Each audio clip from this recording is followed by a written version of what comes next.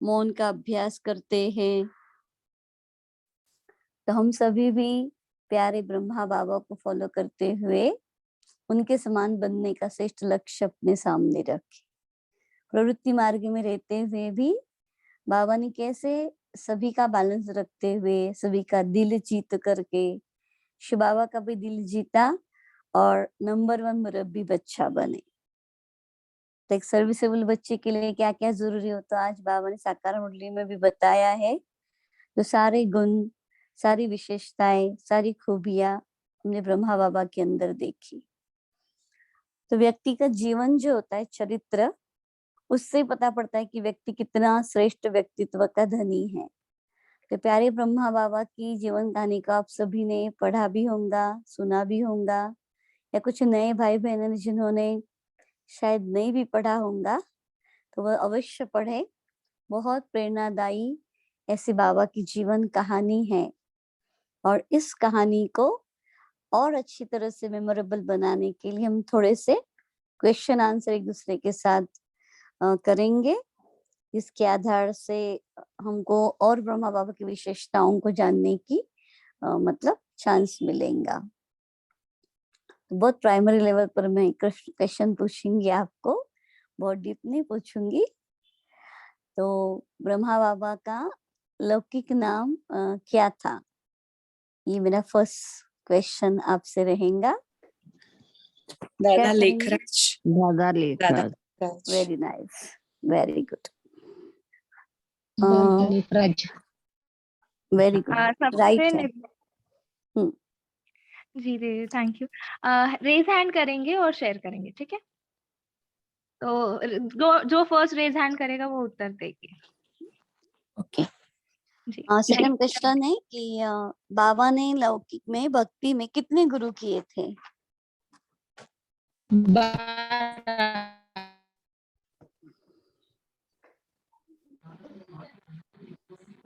12 गुरु किए थे।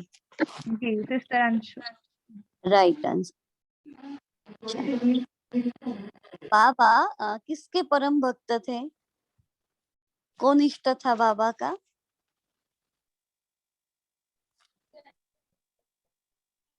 बाबा किसके विष्णु, नारायण, विष्णु सहस्त्र नाम कहते थे ना, विष्णु का।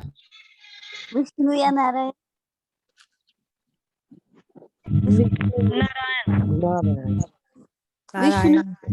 विष्णु के भक्त।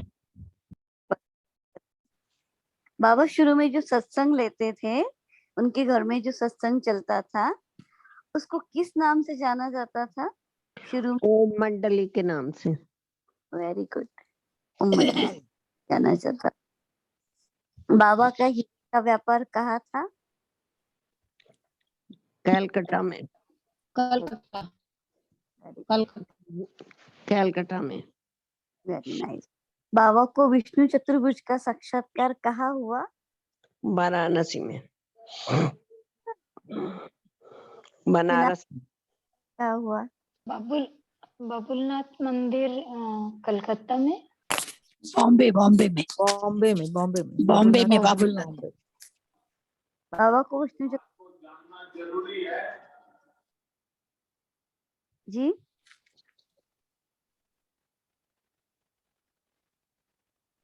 एक्यूरेट जवाब क्या है? कहाँ हुआ बाबा को पहला विष्णु चतुर्भुज साक्षात्कार? बॉम्बे मुंबई में बबू का मंदिर है वहाँ। ओके। बाबा को कुल कितने साक्षात्कार हुए? बाबा को साक्षात्कार हुए?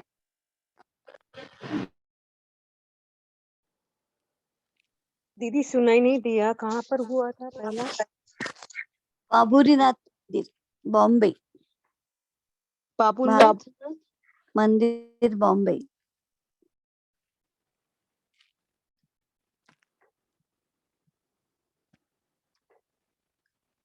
अच्छा, बाबा को कौन से 3 साक्षात्कार हुए?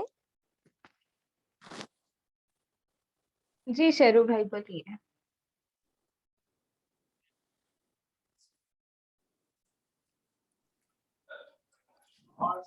श्री लक्ष्मी नारायण का, बाबा बिंदुवासी बाबा का,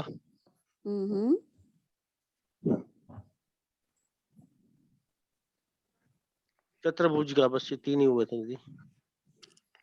किस किस का हुआ था? एक बाबा का, बिंदु रूप बाबा का, एक विष्णु चतुर्भुज का, और तीसरा क्या बताया?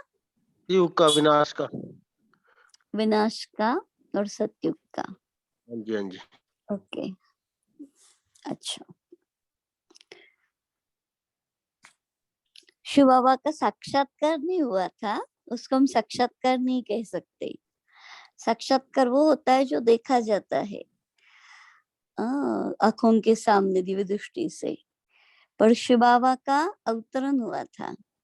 बाबा ने प्रवेश करके ब्रह्मा बाबा को ये बताया था कि निजानंद स्वरूपम शिवोहम शिवोहम, प्रकाश स्वरूपम शिवोहम शिवोहम। बाबा ने दीदी खुद आकर के, जी इसमें ना बुक में लिखा हुआ है क्या कि लिखा हुआ है? ब्रह्मा बाबा को शिव ज्योतिर्लिंगम का साक्षात्कार, हाँ, दादा को निराकार ज्योतिर्लिंगम शिव परमात्मा का साक्षात्कार हुआ तथा कलयुगी सृष्टि के महाविनाश का साक्षात्कार भी हुआ। पेज नंबर 19 पे लिखा हुआ है दीदी। अच्छा, मतलब साक्षात्कार के रूप में उन्होंने लिखा कि कौन कौन से साक्षात्कार हुए, लेकिन हम ये समझ सकते हैं ना कि वो साक्षात्कार नहीं कह सकते ना हम, अगर हम थोड़ा ज्ञान की गुह्यता में जाए तो, क्योंकि वो तो डायरेक्ट अनुभूति थी ना शिव बाबा की। साक्षात्कार माना क्या होता है, आप अंतर समझिए, एक अनुभव और एक साक्षात्कार। बाबा हमेशा कहते मुरली में, साक्षात्कार से वैसे कुछ प्राप्ति नहीं होती है और साक्षात्कार की आश नहीं रखनी है। तो फिर भी ब्रह्मा बाबा को शिव बाबा ने साक्षात्कार करा क्योंकि बाबा को वैराग्य दिलाना था।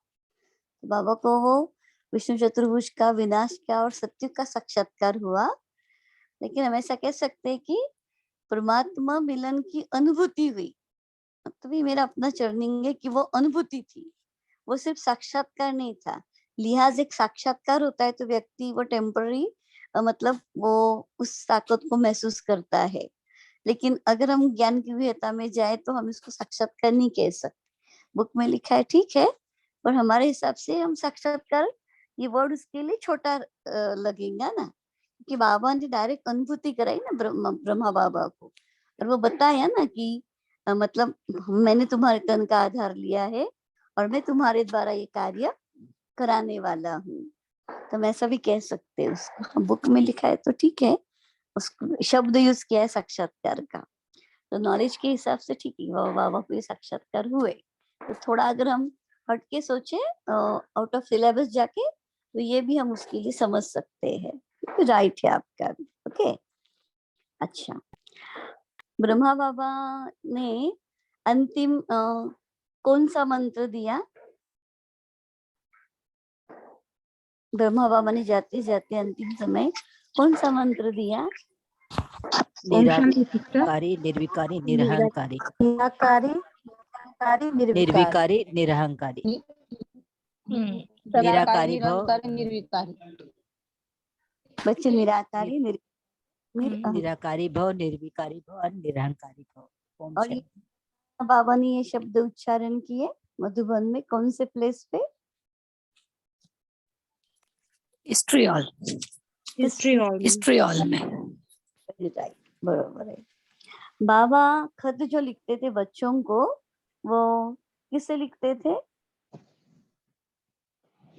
फोल्डर से, रेड कलर पेन उनसे लिखते थे। Very good, ready. बरोबर, राइट है। बाबा के लौकिक पिताजी क्या करते थे? टीचर थे, स्कूल में टीचर थे। बाबा व्यापार करते थे शुरू में? बाबा कौन सा व्यापार करते थे शुरू में? बारदाना का, गेहूं के व्यापारी थे ना? फिर जोहारी, उसका व्यापारी, गेहूं के व्यापारी पहले, हाँ, सबसे पहले। फिर उसके बाद बाबा ने अपने प्रतिभाशाली व्यवहार के द्वारा ये प्राप्ति की, मतलब बाबा हीरों के व्यापारी बने, ऐसा कहा जाता है। अच्छा, ये तो कुछ प्राइमरी लेवल के क्वेश्चन बाबा की लौकिक जीवन के हिसाब से हमने आपको पूछे। अच्छा, बाबा की जो बच्ची कलकत्ते में थी उनका नाम क्या था? जो दादी ज्ञान निर्मल शांता। दादी निर्मल शांता। Very good. बाबा को कितने बच्चे थे? 5 बच्चे। Very good. बाबा के पुत्र का नाम क्या था? यशोधर माता, नहीं नहीं, पुत्र का नाम क्या था? नारायण दादा। बच्चे नारायण। नारायण दादा। वेरी गुड, बरोबर, राइट है।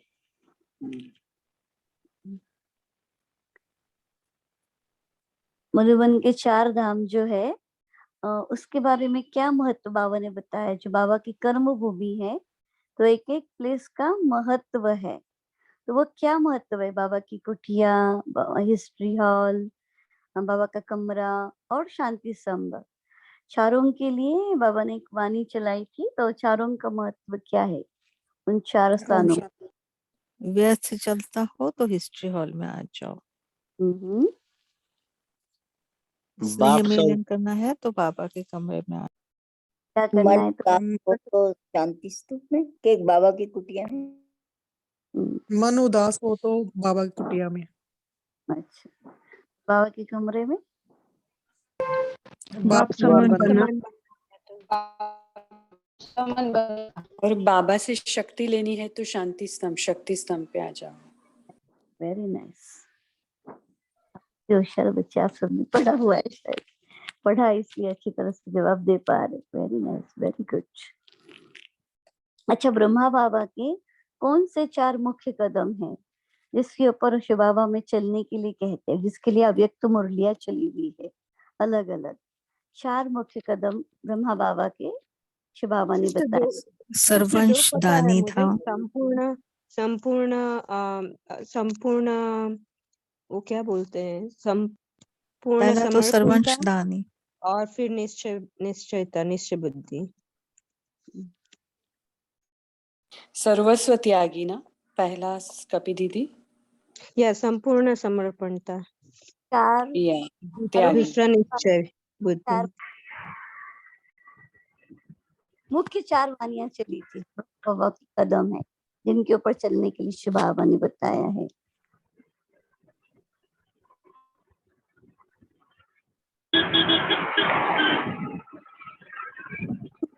बड़ी चारों आते हो, पता हो? बबलू जी, आपको कुछ कहना है? ब्रह्मा बाबा का एक था सर्वांश त्यागी, राइट, ब्रह्मा बाप समान संपूर्ण सर्वांश त्यागी, और दूसरा है निश्चय बुद्धि विजयी, जिसके ऊपर मुरलियां चली है। स्पेसिफिक 18 जनवरी की मुरली बाबा के बारे में लेवल आगे बढ़ता जा रहा है। जी शायद ब्रह्मा बाबा का पहला कदम संपूर्ण समर्पण, दूसरा कदम सहनशीलता, वैसे क्या? नहीं, मैं बताती हूँ। फर्स्ट है आज्ञाकारी, फरमान बरदार, वफादार और सर्वंश त्यागी। ये 4 अव्यक्त मुरलियां हैं बाबा की, ब्रह्मा बाबा की विशेषताओं के ऊपर। बाकी सब आप बता रहे हो भी ठीक है, वो कई कई मुरलियों में कई कई जगह इसका मतलब बाबा ने एग्जाम्पल दिया है ब्रह्मा बाबा के लिए। फर्स्ट कौन सी बोली थी? डेट कौन सी है? आज्ञाकारी, वफादार, फरमान बरदार और सर्वंश त्यागी। Sister, do you know the dates of the Murlis? डालेंगे आप उसमें ढूंढ करके, चैट बॉक्स में लिखते हैं। पर ये 4 मुरलियां हैं ब्रह्मा बाबा के कदम के ऊपर कदम रखने की। अच्छा, अभी ये बताइए कि यज्ञ जो है वो पाकिस्तान सिंध से यहाँ कब आया? माउंट आबू में कब शिफ्ट हुआ? 5550। 5550, वेरी नाइस। अच्छा, फिर अपना ब्रह्मा कुमारी का पहला सेवा केंद्र कहाँ खुला और कौन से साल में खुला? बाबा ने पहले तो उनको भट्टी कराई 16 साल, फिर बाबा मुझे ने लगता है अमृतसर में खुला, लेकिन कब खुला है? कौन इलाहाबाद में ना और कहाँ खोला? बहन, इलाहाबाद। ऑफिशियल सेवा केंद्र कहाँ खुला और कौन से ईयर में खुला? ईयर तो पता नहीं, पर मेरे ख्याल से दिल्ली में खुला था, शक्ति नगर या रजौरी घाट में। कमला नगर दिल्ली। Very good. कमला नगर में दिल्ली में खुला पहला सेवा केंद्र 1952 में पहला सेवा केंद्र दिल्ली में खुला गया। सिस्टर तो फिर वो पाकिस्तान के मूव हुए उससे पहले खुला? नहीं, आपने बोली कि माउंट आबू 1955 में मूव हुए ना? नहीं 5 में 50 और 50 ओके। हाँ 50 और 52 में पहला सेवा केंद्र खुला, ऐसा। अच्छा, अब ये तो मैंने प्राइमरी, अभी सेकंड पार्ट का भी जो है सेवाओं का या बाबा की विशेषताओं का, वो फिर कभी दोहराएंगे। अभी विशेष रूप से आप सभी ये जो मुरलियां कही है ये ढूंढ करके इसका अध्ययन कीजिए। आप पाएंगे कि बाबा कितने आज्ञाकारी थे। शिव बाबा की हर आज्ञा को ब्रह्मा बाबा ने कितना जीवन में महत्व दिया और उसके कारण बाबा के दिल तक तो को जीता शिव बाबा के ब्रह्मा बाबा ने। तो हर आज्ञा जो सवेरे अमृत से लेकर के रात सोने तक की आज्ञाओं का कैसे दिव्यता से बाबा ने पालन किया, हर कर्म में कैसे शिव बाबा की याद में रहे, तो बाबा की दिव्यता झलकती थी। बताना नहीं पड़ता था कि ये ब्रह्मा बाबा है। आपने कई बार एग्जाम्पल सुना होगा कि एक बार एक व्यक्ति जो था वो ब्रह्मा कुमारी के संस्था के फाउंडर को मिलने के लिए आया था, उसको मिलना था संस्थापक को।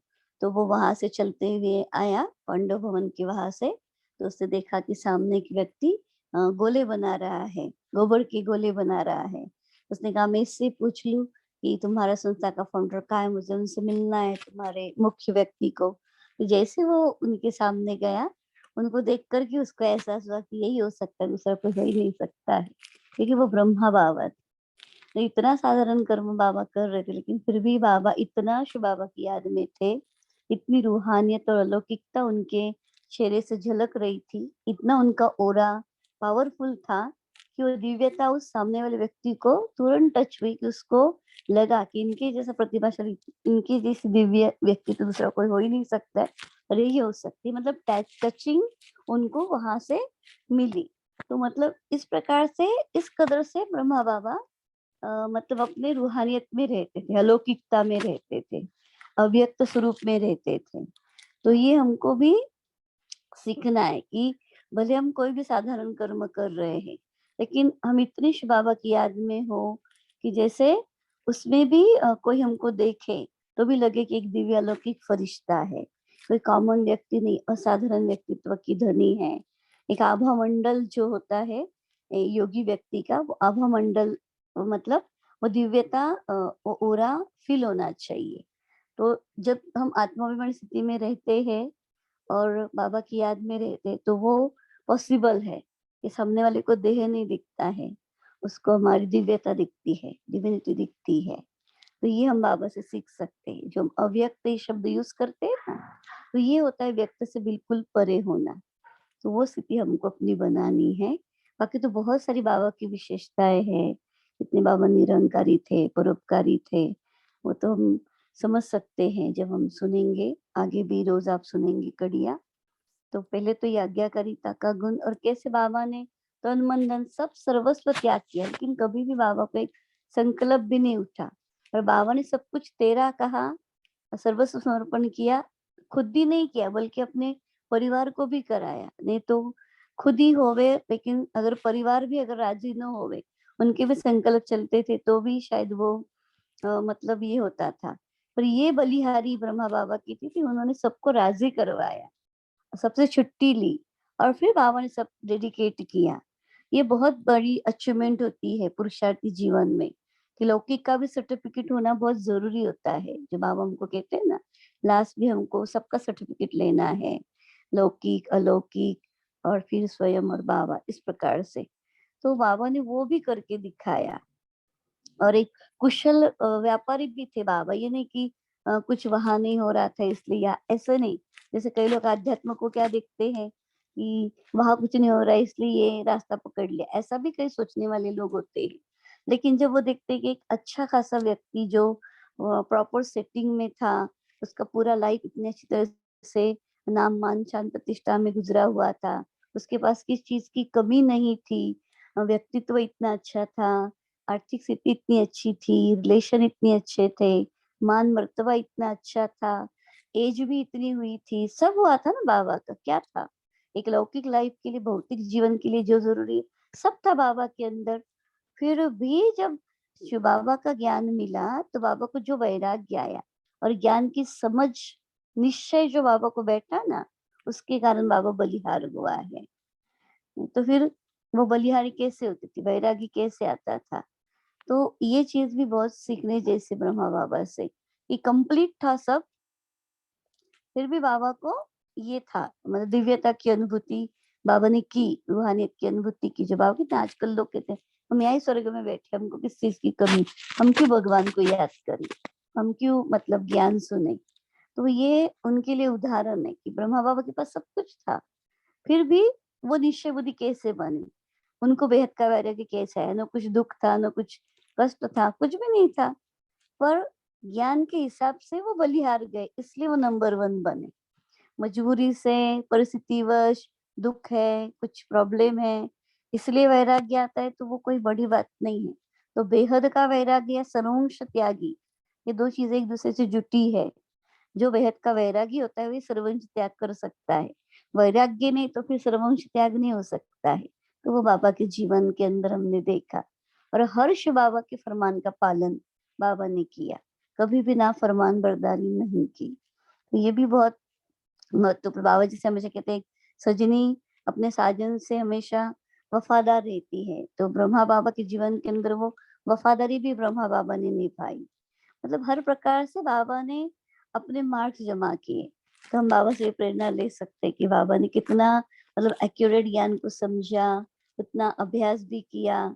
ये नहीं समझा कि मैंने तन दिया, मैंने धन दिया तो मैं कुछ नहीं करूँ तो भी चलेगा। बाबा ने फिर भी इतना डेडिकेशन किया, खुद का पुरुषार्थ भी किया। अमृत लेट करके बाबा 2 बजे योग करते थे, तो कोई पूछता था कि बाबा आप क्यों करते, कहते कि यही तो टाइम है मुझे अपने लिए मिलता है, बाकी समय तो फिर शिव बाबा सवार होता है या फिर सेवाएं होती है, तो यही समय अपना है, इसलिए इसमें अपनी कमाई कर लेता हूँ। तो आप सोचिए कि बाबा को सब क्लियर था कि मैं ही नारायण बनूंगा, मैं ही विश्व महाराजन बनूंगा, फिर भी बाबा ने अपना पुरुषार्थ जारी रखा। ये नहीं कि मुझे पता है कि मुझे सब मिलने वाले, तो मैं क्यों पुरुषार्थ करूं, ऐसा बाबा अलबेले नहीं बने। या बाबा ने ड्रामा के ऊपर नहीं छोड़ा कि मुझे भविष्य क्लियर है इसलिए मुझे करना नहीं, ऐसा नहीं कहा। जो पुरुषार्थ है वो बाबा ने एक्यूरेट किया, तब प्रारब्ध की प्राप्ति की। जब रिजल्ट मालूम होने के बावजूद भी बाबा ने पुरुषार्थ नहीं छोड़ा। ये बात भी ब्रह्मा बाबा से सीखने जैसी है, उन्होंने अपने पुरुषार्थ को ईमानदारी से किया। ये भी जरूरी होता है, कई बार पता होता है ना हमको ये सब है तो हम क्यों करें, तो उसी अलबेलेपन में फिर व्यक्ति फेल्यूर होता है। तो वो नहीं कि मुझे सब ज्ञान है फिर मैं और क्यों सुनूं, या मैंने बहुत योग किया अब मैं और क्यों करूं। इस प्रकार से नहीं, मेरे में और ऑलरेडी सारे गुण है तो मैं और क्या करूं, ऐसा नहीं होता है। लेकिन और परफेक्शन लाने के लिए भी तो पुरुषार्थ कर सकते हैं, अपने लिए नहीं तो दूसरे के लिए भी तो कर सकते हैं। तो ब्रह्मा बाबा के जीवन के अंदर वो चीज हमने देखी स्पेशली। तो इस प्रकार से हम बाबा की कई सारी विशेषताओं को अपने मन में रखते हुए इस पूरे मास में, क्योंकि व्यक्ति फॉलो करके बहुत जल्दी सीखता है, सुन करके या पढ़ करके उतना नहीं सीखेंगे जितना सामने देख करके सीखते। रोल मॉडल चाहिए ना लाइफ का, तो बाबा का जीवन पूरी तरह से रोल मॉडल के रूप में अगर हम अपने सामने रखते हैं तो फिर हम बाप समान बन सकते हैं। तो बाबा शिव बाबा हमेशा कहते हैं ना कि जब भी कोई बात होती है तो अपने आप को देखोगे, यहाँ बाबा होते तो वो क्या बोलते थे, क्या करते थे, कैसे डिसीजन लेते थे, बाबा का क्या व्यवहार होता था, तो आपको इजी हो जाएगा। आपको तो सिर्फ कॉपी करना है, टैली करना है, तो कॉपी करना तो बाबा कहना इजी है ना, इतना तो ये नहीं है। हमको हमेशा बाबा के जीवन की बात अच्छी लगती है कि हमको फॉलो करने के लिए बहुत दादियाँ है, दीदियाँ है, मम्मा बाबा है, महारथी है, जिनको देख करके अभी ब्राह्मण फॉलो कर सकते, पर ब्रह्मा बाबा के आगे कोई नहीं था।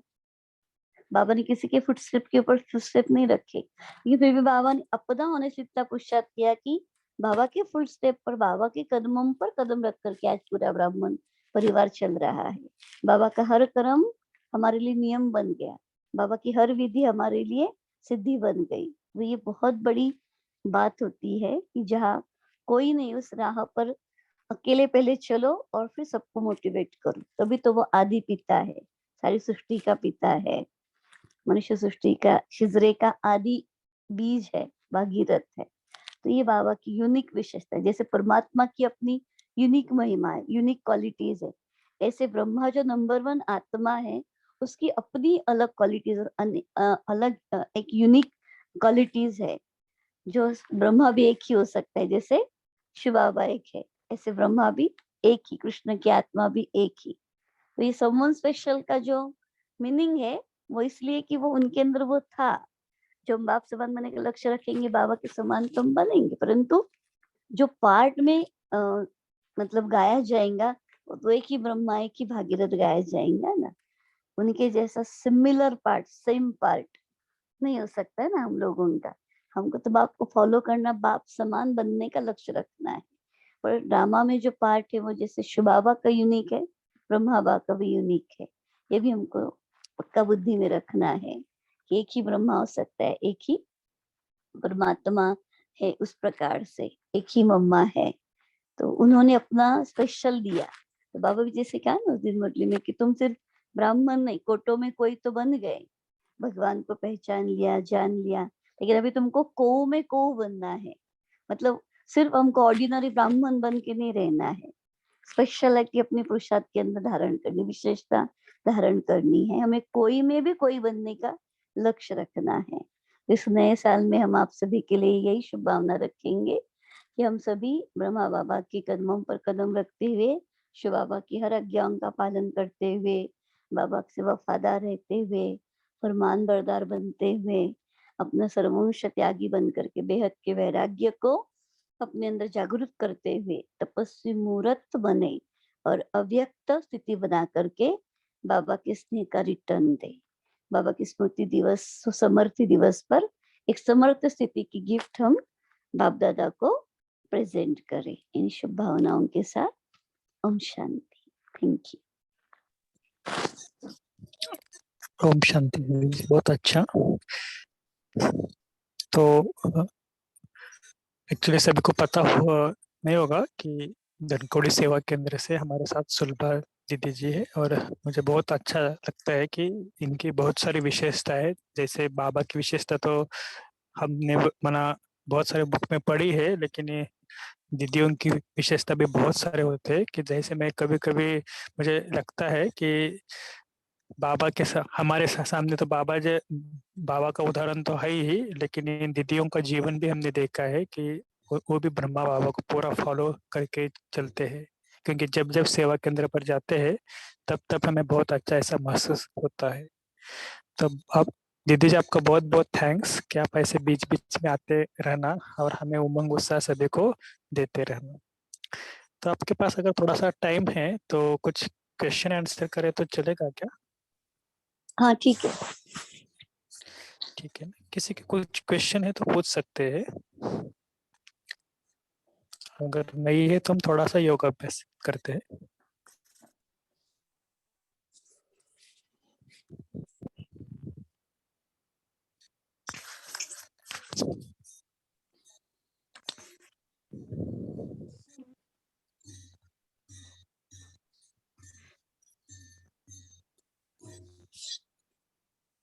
हाँ जी, रश्मि दीदी जी आपको कुछ पूछना है?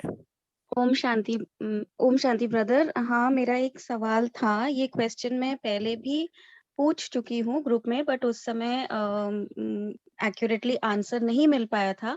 तो मैं फिर एक बारी जानना चाहती हूँ कि फरिश्ता क्या सब बनेंगे या कुछ ही फरिश्ता बनेंगे? सब में है 33 करोड़ एंड कुछ में क्या है वो जानने का बस एक इच्छा थी जानने की, और कुछ नहीं। हम शांति। फरिश्ता तो जरूर सभी बनेंगे, क्योंकि ब्राह्मण जीवन का लक्ष्य ही फरिश्ता बनना है। और फरिश्ता माना ही क्या, जो हमारे संकल्पों की रचना है उसके आधार से हमारे भौतिक शरीर के आसपास जो एक लाइट का शरीर है, लाइट का कार्ब है, जिसको हम ओरा कहते हैं, जो हमारे संकल्पों के द्वारा बना हुआ है। तो वो स्थिति हर एक की होती है, पर सब उसको महसूस करना, उसको रियलाइज करना, उसको इमर्ज करना जरूरी होता है, जो मर्ज रूप में है। तो जब हम श्रेष्ठ संकल्प करते हैं, अपने आप को हील करते हैं, पावरफुल बनते हैं, तो हमारा वो ओरा मतलब फरिश्ता स्थिति, लाइट स्थिति दूसरों को भी रास्ता दिखाने के लिए मददगार बनती है। तो हर एक मनुष्य आत्मा को दो शरीर होते हैं, एक सूक्ष्म और एक भौतिक, जो व्यक्त हमको दिखता है। इसलिए फरिश्ता बनने का लक्ष्य रखने से फायदा ये होता है कि हमारा वो लाइट का रूप और इमर्ज होता है, और हम दूसरों को भी इसके द्वारा हील कर सकते हैं। लोग जीवन में किसको कहते हैं? फरिश्ता। ये मेरे जीवन में फरिश्ता बन के आया। तो फरिश्ता हमारा सिर्फ वो लाइट का रूप ही नहीं पकड़े आप, लेकिन मैं एंजिल बन के आया, या गॉड एंजिल बन के आया, देवदूत बन के आया। मतलब जिसने राइट टाइम पर मुझे मदद की, कोऑपरेट किया, डिसीजन दिया, शक्ति दी, उसको लोग एंजिल कहते हैं, उसको लोग फरिश्ता कहते हैं। तो आप सिर्फ भौतिक हिसाब से नहीं देखिए कि रूप के रूप से हिसाब से नहीं देखिए कि मैं लाइट का मेरा कार दिखे ही तो मैं फरिश्ता हूँ, मुझे पंख दिखे तो ही मैं फरिश्ता हूँ। नहीं, कर्म के द्वारा भी हमको फरिश्ता बनना है, ये है। और दूसरा है कि जो जितना लाइट रहता है, मन बुद्धि से हल्का रहता है, हर बात को लेट गो करता है, तो वो भी फरिश्ता है, क्योंकि वो अपनी लाइट दूसरे को दे सकता है। जिसके पास बहुत बोझ है, कचरा है, व्यर्थ है, वो भी दूसरे को किसी को कुछ ट्रांसफर नहीं कर सकता, एनर्जी ट्रांसफर नहीं कर सकता है, या वैल्यूज ट्रांसफर नहीं कर सकता है। तो इसलिए हमको वो स्थिति को भी बना के रखना है, तो वो भी फरिश्ता स्थिति है। उसके कई सारे डेफिनेशन हो सकते हैं। तो आप अपने हिसाब से जो आपको फरिश्ता रूप इजी लगे, वो जरूर नहीं कि मुझे वही इमेज सामने आनी चाहिए कि मैं लाइट का कार वाला हूँ और मुझे पंख है, नॉट नेसेसरी। मतलब विजुअलाइजेशन में नहीं जाइए, जिसका विजुअलाइजेशन अच्छा होता है वो तो कर लेता है। अगर आपको विजुअलाइज नहीं भी होता है तो भी आप उसमें मत अटकिए, आप अपने कर्म फरिश्ते जैसे, एंजल जैसे करना सीखिए, उस तरीके से अपनी अवस्था बनाइए, तो भी वो एंजेलिक स्टेज ही है। सब बनेंगे, अगर अटेंशन देंगे तो सभी बनेंगे, जो भी बाबा के बच्चे हैं सबको बनना ही, क्योंकि लक्ष्य तो वही है हमारा। ठीक है, बहुत सुंदर, very beautiful sister, thank you so much. ओम शांति।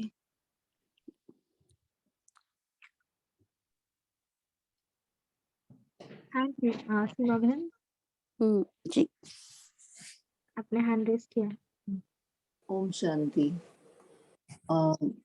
बाबा हमेशा काफी बार बोलते हैं कि कुछ भी हो जाए खुशी नहीं जानी चाहिए, तो ये किस खुशी की बात करते हैं बाबा? I just want little clarification on that. बाबा हमेशा कहते खुशी जैसी खुराक नहीं, और वो गॉडली गिफ्ट मिली है ना हमको खुशी। तो हमारी अवस्था कम अप डाउन नहीं होनी चाहिए, हमारा मूड चेंज नहीं होना चाहिए, स्विंग नहीं होना चाहिए। बातें तो आएंगी, परिस्थिति आएंगी, पर हमारी अवस्था नहीं करनी चाहिए। खुशी का मतलब ये नहीं कि हमेशा नाचते रहो या स्माइल करते रहो, वो नहीं, पर हमारी आंतरिक स्थिति स्टेबल रहे, खुशनुमा रहे, उसमें कोई उतराव चढ़ाव नहीं होना चाहिए। जैसे बाबा कहते ना, निंदा स्तुति मान अपमान, जय पराजय सुख दुख, सब में जो समान रहता है वो स्थित प्रज्ञ, वो सच्चा योगी, वो वाली स्टेज बाबा को हमारी चाहिए। ये नहीं कि कोई परिस्थिति आई बस हमारा मूड ऑफ हो गया, किसने कुछ बोल दिया तो हम नाराज हो गए, फिर हमारी खुशी गायब हो जाती है, हमारे चेहरे का पोस्टर चेंज हो जाता है। वो बाबा नहीं चाहते हैं। अगर हम एनर्जेटिकल रहेंगे, मोटिवेट रहेंगे, तभी तो हम दूसरे को मोटिवेट करेंगे ना। आज की मुरली में बाबा ने कहा, जो रोता है वो क्या सेवा करेगा, फिर वो दूसरे को कैसे हंसाएगा। खुद मुस्कुरा के दूसरों को मुस्कुराना सिखाना है ना। तो ऑलवेज हैप्पी रहना मेरा पहला कर्तव्य है। जितना मैं ज्ञान का सिमरन करूंगी उतना मैं खुश रहूंगी, क्योंकि ज्ञान गुण शक्तियों का खजाना जिसके पास है वो अपने आप को मालामाल समझता है, प्राप्तियों से संपन्न समझता है। तो इसलिए उसको भौतिक चीजें नहीं भी मिली, दैहिक बातें, दैहिक दुनिया में कुछ भी होता है, उसको उसका असर नहीं होता है। एक्चुअली हम देहाभिमान में आते हैं इसलिए हमको असर होता है, पर अगर हम देहभान से परे है, ज्ञान के चिंतन में है, बाबा की याद में है, तो हमारी खुशी कायम बरकरार रहती है, वो कम जास्ती नहीं होती है। भले परिस्थिति आए, कुछ भी कमेंट्स मिले, कुछ भी हो, हमारी अवस्था पर उसका कुछ इफेक्ट नहीं पड़ता है। वो स्थिति बाबा चाहते हैं। वो खुशनुमा स्टेज है, वो एक स्टेज है, थर्मामीटर है। जैसे बाबा नहीं कहते आप बहुत याद करेंगे तो आपकी अवस्था खुशनुमा हो जाएंगे, आपका खुशी का पारा चढ़ेगा। तो याद कर रहे फिर खुशी का पारा चढ़ रहा है, मतलब वो आंतरिक वो अनुभूति हो रही है हमको, हायर लेवल की खुशी हम फील कर रहे हैं, जिसको हम आनंद कहते हैं, परमानंद। जी, जैसे हर एक के लिए ऑपोजिशन है, सुख के लिए दुख है, प्रेम के लिए घृणा है, शांति के लिए अशांति है, ऐसे आप बताइए आनंद के ऑपोजिट कुछ है क्या? नहीं है। वो सर्वोच्च स्थिति है। वो बाबा चाहते हमसे हमेरी बने कि किसी भी वजह से हमारा आनंद कम नहीं हो, परमानंद कम नहीं हो, हमारी खुशी कम नहीं हो। क्लियर है? जी, पर और आनंद से बताना थोड़ा मुश्किल है। वो तो इसलिए लास्ट है ना, पहले प्रसन्न रहेंगे, खुश रहेंगे, तब परमानंद की अनुभूति करेंगे ना। उसका नाम ही परमानंद है। तो परमानंद किससे जुटा है? परमानंद किससे जुटा है? परमात्मा से जुटा है, परम शक्ति से जुटा है। बहुत देहवान से न्यारी स्थिति बनानी पड़ेगी और निरंतर बाबा के प्यार में खोना पड़ेगा, तब परमानंद में रह सकेंगे, खो जाएंगे। आज भी हम ये मुरली पढ़ रहे थे, इसी की बाबा की ही 18 जनवरी की 92 की, तो उसमें भी यही है लास्ट में, सदा हर्षित मूड में रहो, कुछ भी हो जाए अपनी मूड ऑफ नहीं करना, कोई गाली भी दे, इंसल्ट भी करे, लेकिन आप हर्षित रहना सदा। वही बाबा वही प्रोग्रामिंग करते हैं ना हमारा, कि हम बस ये अंदर मन को सिखाए, कुछ भी हो जाए मुझे खुशियों का सागर मिला है। दादी गुलजार बहुत अच्छा एग्जाम्पल बता रहे थे कि कोई अगर आकर आपके घर में से कोई भी चीज, एक छोटी सुई भी उठा के लेके जाए तो आप उसको मना करते कि मेरी चीजें नहीं लेके जाओ।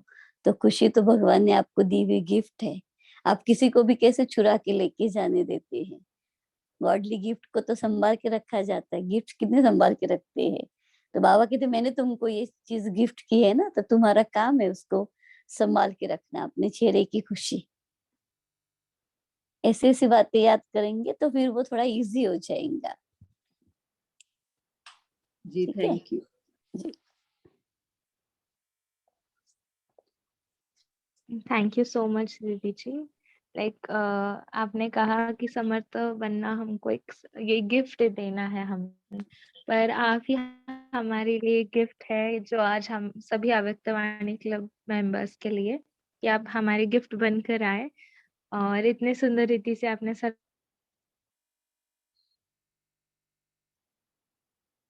आई ओपन सेशन लिया और अव्यक्त के शुभकामनाएं दी, है ना, राह दिखाया, उसके लिए बहुत बहुत शुक्रिया जी। जैसे हम कहना चाहेंगे कि दीदी जी लाइक हाईली क्वालिफाइड है लौकिक और अलौकिक रीति से भी, और दीदी जी का जो पुणे का जो स्थान है, सेंटर है, सबसे बड़ा भवन और है, और बहुत ही सुंदर पालना दीदी से मिल, सभी कन्याओं को, सभी बहनों को, भाइयों को, मतलब जैसे अभिजीत भाई ने कहा कि लिटरली हर एक दीदी में बहुत सारी विशेषताएं वो फॉलो फादर करते हैं। तो ऐसे दीदी जी का बहुत बहुत दिल से धन्यवाद है कि हमारे अव्यक्तवाणी क्लब में आए और हमें अपने टाइम से, शब्दों से हमें भरपूर किया, और हम चाहेंगे भी आगे आप आए। जो तीसरा रह गया है ना कि सरप्राइज, वो भी ले, और आप एक सुंदर एक विषय लेकर भी हमारे साथ पहुंचे और भाई बहनों को भरपूर करे फिर से दिल से धन्यवाद ऐसा व्यक्तवाणी से भी। और दीदी मैं एक क्विकली रिमाइंडर बताऊं, रिमाइंड कल शिवानी दीदी का सुबह 7 बजे क्लास है, कल शिवानी दीदी का जूम पर क्लास है 7 बजे से 8:30 बजे तक, तो क्विकली रिमाइंडर देना था सबको कि जनरल है तो सब आ हाँ जी, सकते हाँ हैं। जूम आईडी है अपने जी तीव्र जी पुरुष ग्रुप चलेगा। में। दीदी दीदी कौन से जूम आईडी पर? वो तीव्र पुरुषार्थी ग्रुप में डाला है, शायद ग्रुप श्वेता में सिस्टर या साक्षी सिस्टर फॉरवर्ड करेंगे again. Didi, I'll send again if you want. ठीक है जी। तो दीदी जी का भी धन्यवाद और आप सभी का भी धन्यवाद हो। और कल जो है इंग्लिश अव्यक्तवाणी क्लब में सुबह 5 बजे भी प्रोग्राम रखा गया है। जो डॉक्टर मोहित गुप्ता 5:30 बजे है। हाँ जी 5:30 बजे इंग्लिश अव्यक्तवाणी क्लब की तरफ से तो आप वहाँ पे भी सभी जुड़ सकते हैं। वीडियो होने के बाद अच्छे से प्रोग्राम है न्यू ईयर के ऊपर। और आप सभी को भी बहुत बहुत happy new year. Happy new year to बहुत ऑल बधाई माय हो। फैमिली अभिजीत भाई मेंबर्स। सिस्टर मैंने पोस्ट कर दिया है वो link. Dear loved ones all are जी जी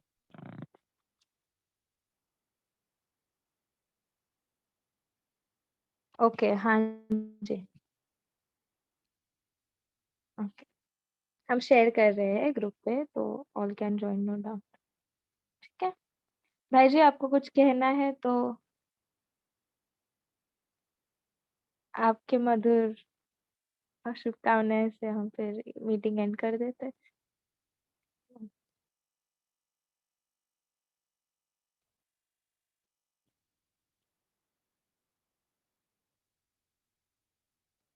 जी ओके अभिजीत भाई आपको कुछ कहना है?